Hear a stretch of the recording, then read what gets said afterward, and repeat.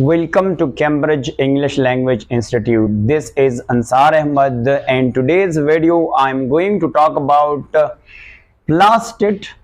First year की biology से unit 1 से टॉपिक है प्लास्टिड।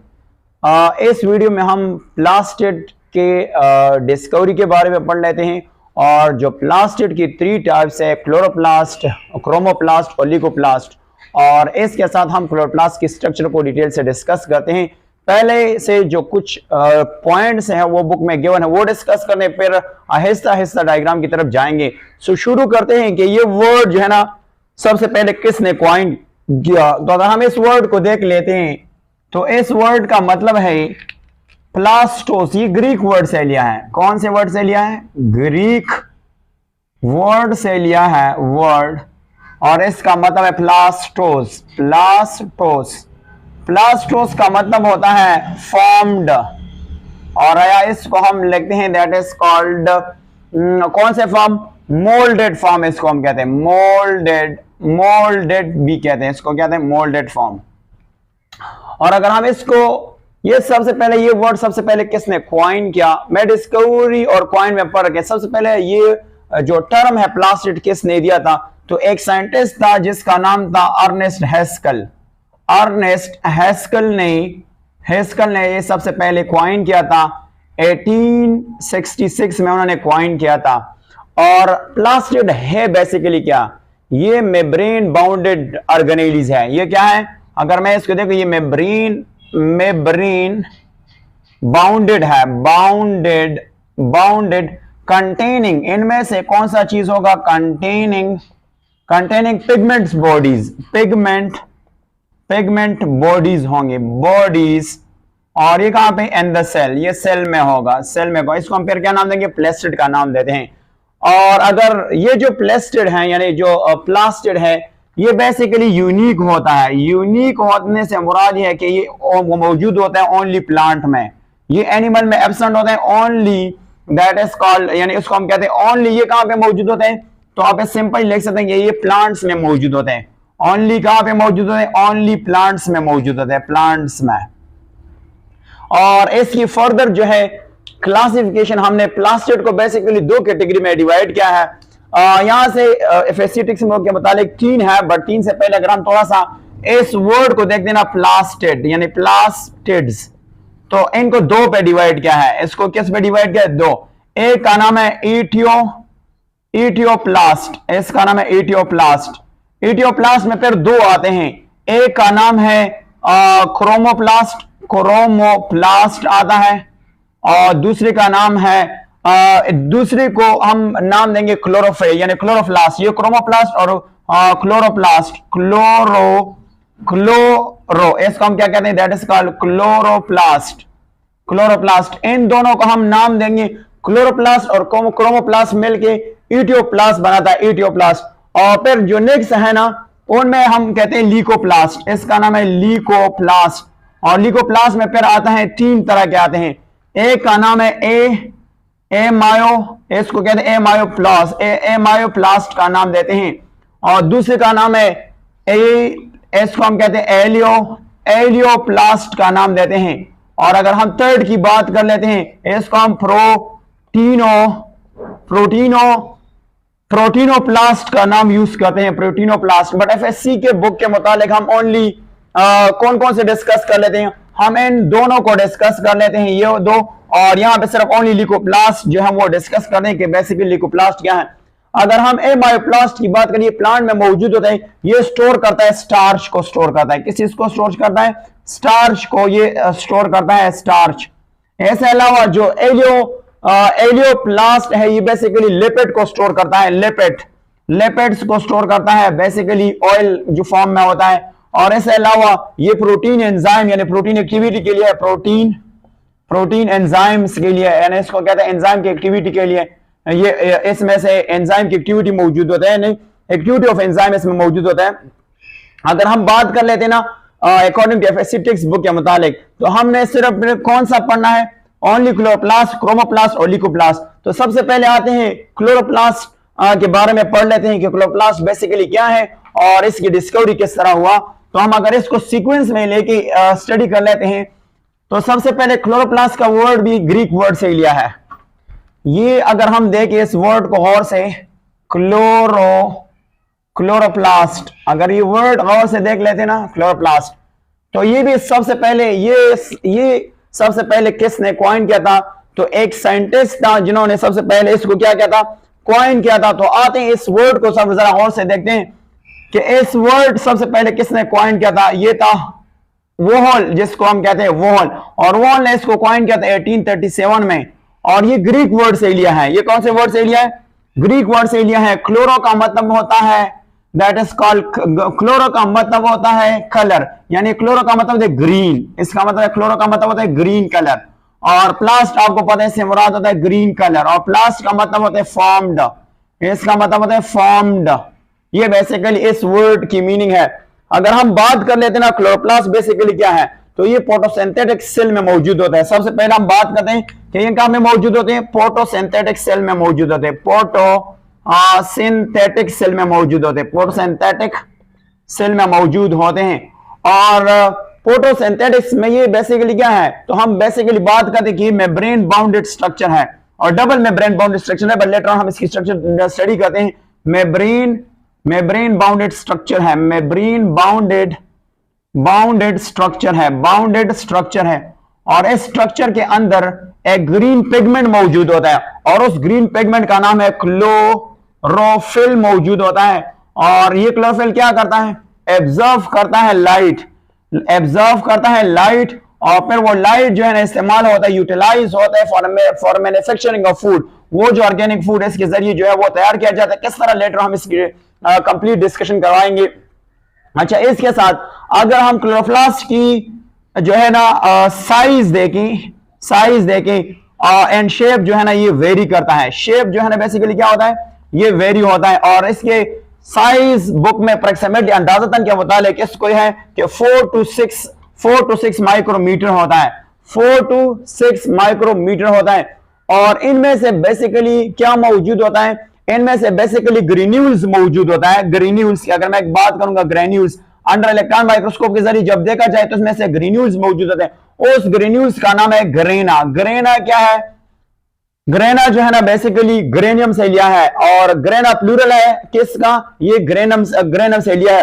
अब इसको हम डिटेल से डिस्कस करते हैं। अगर हम अकॉर्डिंग टू इस बुक के मुताबिक तो जो क्लोरोप्लास्ट इसकी 3 पार्ट्स होते हैं। सबसे पहला पार्ट का नाम है एनवलप। एनवलप को हम अभी डिस्कस करने जा रहे हैं। एनवलप है, एनवलप के साथ साथ तो हमें स्ट्रोमा नजर आएगा, स्ट्रोमा के साथ थैलाकॉइड नजर आएगा, और इनकी सारे की फंक्शन हम डिटेल्स से डिस्कस करते हैं। इसके साथ ग्रेना कंसेप्ट भी क्लियर करते हैं। तो सबसे पहले हम एनवलप, क्योंकि ये डबल मेम्ब्रेन है, तो स्ट्रोमा की तरफ आएंगे और फिर थैलाकॉइड की तरफ आएंगे। तो सबसे पहले इसकी स्ट्रक्चर की यानी स्ट्रक्चर की तरफ आते हैं कि इसका स्ट्रक्चर किस तरह होता है। फाइनली इसकी फंक्शन जो है वो डिटेल से डिस्कस कर लेते हैं। सबसे पहले कि हम अगर लीफ से शुरू कर लेते हैं, लीफ से कि हमने लीफ में कहां से फाइंड आउट करना है। तो सबसे पहले अगर मैं एक ये फॉर एग्जांपल ये आपके पास एक ट्री है, और ये इसका क्या है? एक लीफ है जिसको हम कहते हैं, इसका बेसिकली क्या है? यानी अगर इसको हम देख ले कि ये एक लीफ है, और लीफ है, ठीक है, इसको हम लीफ कंसिडर करते हैं, लीफ। और यहां से आगे अगर दूसरा लीफ है तो इसको अगर हम देखते हैं, ये आपके पास एक लीफ है, लीफ। और अगर हम इस लीफ को अगर देख लेते हैं, लीफ थोड़ा सा इसको अगर एक्सटेंड कर लेते हैं, ये अभी आगे जितना भी है प्लांट सब देख सकते हैं। अगर हम इसको देख लेते हैं कि मैं यहां से इसकी क्रॉस सेक्शन ले लूं, अगर मैं ये लीव्स को इस तरह कट कर लूं इस तरह, और इसको यानी इंटरनल इसकी लीफ की इंटरनल एनाटॉमी देख लेते हैं, तो सबसे पहले आपको पता है कि लीफ की जो आउटर पार्ट होता है जिसको जो प्रिवेंट करता है लॉस ऑफ वाटर, वो आपको इस तरह नजर आएगा। इसके ऊपर इस तरह स्ट्रक्चर होता है जिसको हम नाम देंगे क्यूटिकल। उसको हम क्या नाम देंगे? क्यूटिकल है, इसको कहते हैं क्यूटिकल है। और क्यूटिकल के बाद आपको एपिडर्मिस नजर आएगा। आपको कौन सा स्ट्रक्चर नजर आएगा? आपको एपिडर्मिस नजर आएगा। ये आपके पास कौन सा होगा? एपिडर्मिस नजर आएगा। एपी मीन ऊपर, और डर्मिस कहते हैं लेयर को, स्किन को कहते हैं। इसके बाद 10 सेल्स होंगे जिसको पेलिसेड सेल कहा जाता है। पेलिसेड सेल्स होता है, ये पेलिसेड सेल्स होते हैं जो स्टोरेज में हेल्प करता है। पेलिसेड सेल्स होते हैं, पेलिसेड सेल्स इसको नजर आएगा। पेलिसेड सेल के बाद आपको पता है यहाँ पे आपको वेस्कुलर बंडल नजर आएगा, जिसको हम कहते हैं वेस्कुलर बंडल नजर आएगा। वेस्कुलर बंडल जो है वो नजर आएगा। और नीचे आप आ जाएंगे तो आपके पास नीचे जो है आपके पास लोअर एपिडर्मिस आ जाएगा, लोअर एपिडर्मिस आएगा, एपिडर्मिस आ जाएगा। और एपिडर्मिस में आपको ये पता है कि यहाँ पे आपके पास स्ट्रोमा होता है, यानी स्टोमेटा होता है। यहाँ पे आपके पास कौन सा होता है, यहाँ पे आपके पास ये इस क्या होता है, जिसको हम कहते हैं स्टोमा, और प्लूरिक्स का नाम है स्टोमेटा कहा जाता है। अगर हम इस चीज की जूमिंग कर लेते हैं, ये जो पेलिसेड सेल है और इसकी जूमिंग कर लेते हैं ये वाला, तो ये आपको एक नॉर्मल सेल में कहां पे नजर आएगा। तो ये आप देख लेते हैं कि ये आपके पास प्लांट का सेल होता है। प्लांट का सेल सबसे पहला सेल वॉल होता है। सेल वॉल के अगर देख ले तो आपके पास सेल मेम्ब्रेन होता है। ये आपके पास सेल मेम्ब्रेन नजर आता है, और सेल मेम्ब्रेन में अगर आप देख ले तो यहाँ पे आपके पास सेंटर में चूंकि वैक्यूल मौजूद होता है, बड़ा वैक्यूल मौजूद है, जिसको हम वैक्यूल का नाम देते हैं, वैक्यूल है। और वैक्यूल के साथ साथ अगर आप देख ले तो यहाँ पे आपके पास न्यूक्लियस मौजूद होता है। यहाँ पे आपके पास न्यूक्लियस मौजूद होता है, वो साइड पे होता है, न्यूक्लियस मौजूद होते हैं। और अगर न्यूक्लियस से देखें तो यहाँ पे आपके पास क्या मौजूद है, यहाँ पे अगर आप देख ले तो आपके पास क्लोरोप्लास्ट मौजूद है। यहाँ पे आपके पास कौन सा चीज मौजूद है, क्लोरोप्लास्ट मौजूद है, क्लोरोप्लास्ट मौजूद है। अब हम यहाँ क्लोरोप्लास्ट की एनाटॉमी पढ़ लेते हैं कि क्लोरोप्लास्ट जो है वो अंदर से किस तरह होते हैं। तो हमें थोड़ा सा डिटेल से देखना है कि अगर हम आ जाए और इसको यहां से देख लेते हैं तो ये कुछ यू स्ट्रक्चर जो है आपको फेयर नजर आएगा। यहाँ पे अगर मैं यहां से इसको बना ले दूं, ये वाला अगर हम इसको स्ट्रक्चर से इस तरह बना लेते हैं, ये वाला अगर, तो आपको ये कुछ यू नजर आएगा। यहां से अगर मैं इसको यहां से मुड़ा लूं और यहां से देख लेते हैं तो ये आपको इस तरह नजर आ जाएगा, इस तरह स्ट्रक्चर नजर आएगा।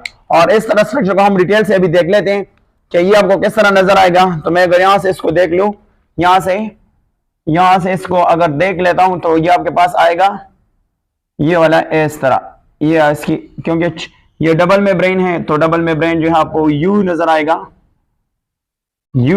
आपको इस तरह। ये आपके डबल मेम्ब्रेन है, ये देख इसका आपको डबल मेम्ब्रेन नजर आएगा।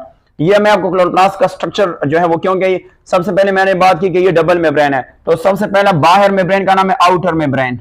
ये आउटर मेम्ब्रेन है और ये इनर मेम्ब्रेन है, इसको हम इनर मेम्ब्रेन कहते हैं, इनर मेम्ब्रेन है। और इनर मेम्ब्रेन में अगर देख लें तो ये इंटर मेम्ब्रेन स्पेस है। ये क्या है, इसको इंटर मेम्ब्रेन स्पेस भी कहा जाता है, इंटर मेम्ब्रेन स्पेस कहा जाता है, इंटर मेम्ब्रेन स्पेस कहा जाता है। इसके अंदर अगर देख लें तो स्ट्रोमा पार्ट होता है। स्ट्रोमा बेसिकली क्या होता है, ये फ्लूइड पार्ट होता है और ये ज्यादातर क्लोरोप्लास्ट के वॉल्यूम पर मुश्तमिल होता है। स्ट्रोमा की बात कर लेते हैं। स्ट्रोमा आपको ये खाली जगह नजर आता है, ये खाली जगह आपको क्या नजर आएगा, ये स्ट्रोमा है। अब स्ट्रोमा क्या है अभी डिटेल में डिस्कस करता हूँ। स्ट्रोमा यानी ये स्ट्रोमा क्या है, स्ट्रोमा ये फ्लूइड पार्ट होता है, इनमें से बेसिकली ये फ्लूइड पार्ट होता है।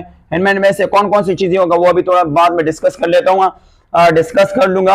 अब अगर हम यहां से बात कर लेते हैं ना तो यहां से आपके पास और स्ट्रक्चर मिलेंगे। यहां से अगर देख लें तो आपके पास इस तरह के स्ट्रक्चर मिल जाएंगे। यहाँ ये आप देख लेते हैं तो ये आपके पास कौन सा स्ट्रक्चर मिलेगा, ये आपके पास एक वो आ गया।